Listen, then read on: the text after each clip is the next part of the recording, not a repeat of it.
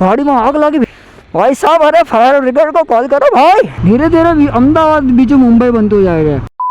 સો good afternoon guys, એક વ્લોગની તૈયારી કરી રહ્યો છું, એડિટ કરી રહ્યો છું અને બીજા વ્લોગની પ્રિપેરેશન કરી રહ્યો છું। એન્ડ આજે છે વર્લ્ડ મોટરસાઇકલ ડે, તો આપણે જઈ રહ્યા છે અત્યારે એક ઇવેન્ટમાં, બટ એના પહેલાં જવાનું છે આપણે ધવલભાઈના ત્યાં। તો ચલો સીધા બાઇક ઉપર માટે ટાઈમ પાસ કર્યા વગર ભડકા જેવી ગરમીમાં ધવલભાઈના વર્કશોપ પર। તો આજ આપણી આ બીસ્ટ મારા હેલ્મેટ નીચે પડી જાય યાર, ઉપર લઈ જવું પડશે। અત્યારે જોર આવે છે, પછી લઈ જઈશ। ટેમ્પરેચર જનરલી મારા બાઇકમાં આમ ચાલુ કર્યા પછી રાખવું પડે 50, એન્ડ બાઇક પછી લઈ જવું પડે। ઓલરેડી 52 છે ભાઈ, કોલ્ડ સ્ટાર્ટ કરવાની જરૂરત નથી, એમને કોલ્ડ સ્ટાર્ટ થઈ ગયું છે જાતે જાતે। સો ભાઈ લોગ, હા હેલો, સો આ લોગ વાગી રહ્યા છે 4 એન્ડ આપણે નીકળી રહ્યા છે એક ઇવેન્ટ માટે ભાઈ। આજે વર્લ્ડ મોટરસાઇકલ ડે છે, તો જઈ રહ્યો છું અત્યારે બાવળા। સૌથી પહેલાં આપણે બાવળા જઈશું, બાવળા ધવલભાઈના ત્યાં।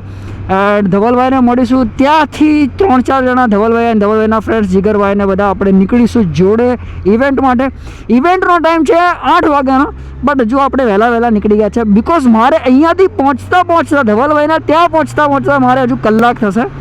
4 વાગી રહ્યા છે, તો 5 વાગે તો હું હજુ ધવલભાઈના ત્યાં પહોંચીશ। એન્ડ ત્યાં પહોંચીને થોડા ફ્રેશ થઈશું, વાતોચીતો કરશું એન્ડ પછી નીકળીશું। એસજી હાઈવે ચડી ગયા છે હવે આપણે, હવે થોડી ભગાવવાની મજા આવશે ભાઈ। એટમોસ્ફિયર એટલું સારું છે કે વાંધો આવે એવું નથી, મતલબ ભડકા જેવો ગરમી એવું નથી કે ભડકા જેવો તડકો છે અને આપણે ભડકા જેવા તડકાની અંદર જવાનું છે એવું બી નથી, તો ભાઈ ચાલે એવું એટમોસ્ફિયર છે ભાઈ। હેલ્મેટનું શું કહેવાય, હેલ્મેટનો બેલ્ટ વાંખવાનો રહી ગયો યાર, ખટખટ એટલું અવાજ કરતું હતું ને। થોડો 100 ઉપર ચલાવું એન્ડ એટલો અવાજ કરે તો ભાઈ સાઈડમાં ઊભો રહી ગયો અત્યારે। એન્ડ કદાચ તમને મિરરમાં દેખાઈ રહ્યું હોય, બેલ્ટ ફિટ કરી રહ્યો છું ભાઈ। હમણાં તો આપણે જસ્ટ વાત કરતા હતા કે ભાઈ ગરમી છાંયડા જેવી છે, છાંયડા જેવો ગરમી છે। અરે કહેના ક્યા ચાહતે હો? આ ગ્લવ્સ પહેરેલા એટલે આ બધું ફાવે જ નહીં આપણે, એટલે આ ગ્લવ્સ સાઈડમાં મૂકવા પડે। એન્ડ હવે મારે પહેરાવવું પડશે, હેલ્મેટ બાંધવું પડશે। હેલ્મેટ ખુલ્લું રહી ગયું છે યાર, હેલ્મેટ ખુલ્લું રહી ગયું એનો વાંધો નહોતો ભાઈ, ખડખડ એટલું અવાજ કરે, મારું મગજ ખરાબ થઈ ગયું ભાઈ। હું 100 ઉપર ચલાવું ને, આયરો બેલ્ટ ને નાવાળો બેલ્ટ દેખાતું નહીં હોય તમને ભાઈ, એ અવાજ કરે, મારું મગજ ખરાબ થઈ ગયું ભાઈ। ધીરે ધીરે અમદાવાદની જે સુરત બદલાઈ રહી છે, આમ જો બોસ, ધીરે ધીરે અમદાવાદ બીજું મુંબઈ બનતું જાય છે। ઊંચી બિલ્ડિંગો, ઊંચા ટાવરો, ભાઈ જે અમદાવાદની સુરત બદલાઈ રહી છે। મેં મારા કાનમાં અત્યારે છે ને, મતલબ ઇન્ટરકોમની અંદર મેપ કનેક્ટ કરી દીધું છે, મેપમાં ઇન્ટરકોમ કનેક્ટ કરી નાખ્યું છે, તો જેનાથી મેપ તો મારી જોડે અવેલેબલ નથી અત્યારે, તો જેનાથી શું થાય છે કે મેપવાળી જે બોલે છે એ બધું મારા કાનમાં સંભળાય છે, અને એ પ્રમાણે રસ્તો નાખીને જો સાંભળીને રસ્તો જવા દઉં છું। ગૂગલ મેપ ભોખલાઈ ગયું છે, મને એમ કહે છે keep right to take the flyover. હવે ફ્લાયઓવર બને છે હજુ, ક્યાં નાખું ફ્લાયઓવર ઉપર, ગાડી થઈ ગઈ છે કે શું?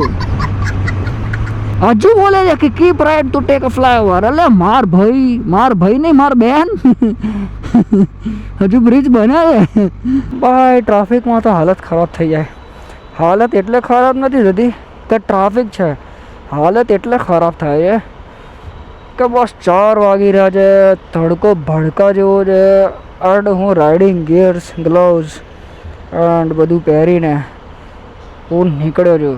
બીજું કે ભાઈ બાઇકની હીટ બી એટલી બધી, ટેમ્પરેચર તમે જોઈ શકો છો 103 ભાઈ સાહેબ, બાઇકનું ટેમ્પરેચર લો 104 થઈ ગયું। મારા ખ્યાલથી ગવર્મેન્ટે એવા રાઇડિંગ જેકેટ, ગવર્મેન્ટે નહીં બટ કંપનીએ એવા રાઇડિંગ જેકેટ બી બનાવવા જોઈએ કે ચોમાસામાં વરસાદથી બચાવે, ઉનાળામાં ગરમીથી બચાવે અને શિયાળામાં ઠંડીથી બચાવે।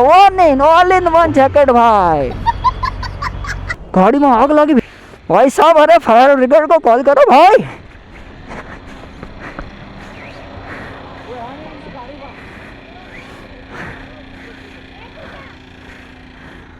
ગાડીમાં કોઈ હા નહીં ના, ગાડીમાં કોઈ નથી ને, ગાડીમાં કોઈ નથી, ઓકે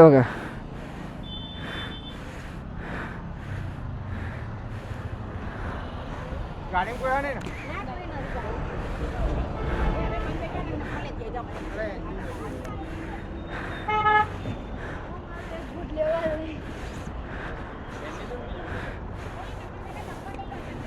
એન્જિન જતું રહ્યું હા હા એન્જિન જતું રહ્યું એન્જિન ખતમ હો ગયા એ ચોટી ગયો તો શું અરે એન્જિન જતું રહ્યું બીજું કઈ હિટ મારી એના કારણે રેસ થઈ જ જાય ઓઇલ ઉઠાવવા માંડ્યું ને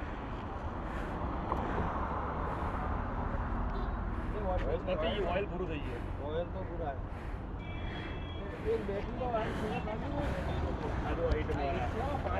બોલતા ને એ બોલતા ને થોડા કરે જો દાદા બહુ ગરમ છે ઉપર ના ઉડે ઉઠશે જ ઉપર આને હવે હમણાં પડી જાવ